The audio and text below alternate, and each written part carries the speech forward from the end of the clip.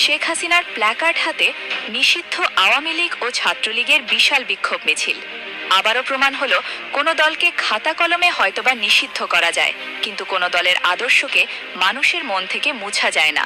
বর্তমানে বেশ তৎপর হয়ে উঠতে শুরু করেছে আওয়ামী লীগ। কাগজে কলমে নিষিদ্ধ থাকলেও ইদানিং তাদের ঘন ঘন মিছিলে ভয় ধরিয়ে দিয়েছে বিএনপি। টিএসসি এলাকায় হঠাৎ করে জড়ো হতে শুরু করে নিষিদ্ধ ঘোষিত সংগঠন ছাত্রলীগ।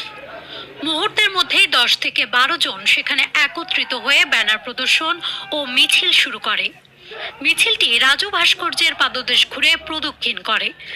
বাংলাদেশ ছাত্রলীগ গত কয়েক সপ্তাহে অন্তত সারা দেশের জেলা উপজেলা মিলিয়ে এবং বিভিন্ন শিক্ষা প্রতিষ্ঠান মিলিয়ে অন্তত 50টি নতুন ইউনিটের কমিটি ঘোষণা করেছে এবং জানা যাচ্ছে যে ছাত্রলীগের কমিটিগুলো ঘোষিত হওয়ার পর এরপর যুবলীগের কমিটিগুলো গঠিত করা শুরু হবে।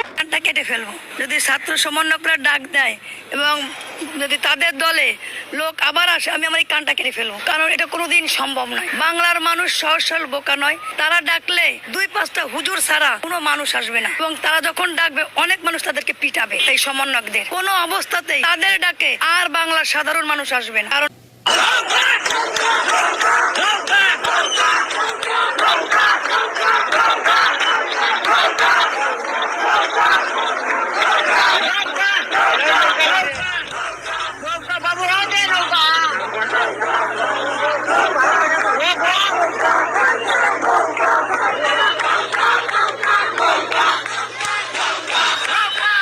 আওয়ামী লীগ সরকার পতন হওয়ার পরে বাংলাদেশের যে সমস্ত পুলিশ, আর্মি, বিডিআর এত তাড়াতাড়ি যে নিয়োগগুলো দিছে, এই সম্পূর্ণ নিয়োগগুলো অবৈধ। একটা নিয়োগও বৈধ না।